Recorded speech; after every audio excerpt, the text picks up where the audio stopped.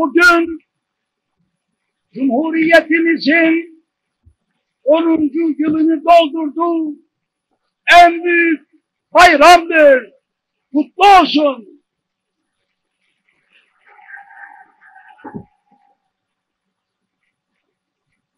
Bu anda büyük Türk milletinin bir ferdi olarak bu kutlu güne kavuşmanın en derin sevinci ve heyecanı içindeyim.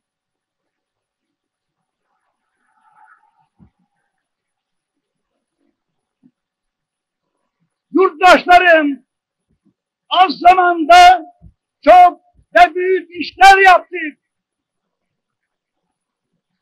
Bu işlerin en büyük temeli Türk kahramanlığı ve yüksek Türk kültürü olan Türkiye Cumhuriyeti'dir. Fakat yaptıklarımızı daha kafi göremeyiz. Çünkü daha çok ve daha büyük işler yapmak mecburiyet ve azmindeyiz. Milletinin karakteri yüksektir.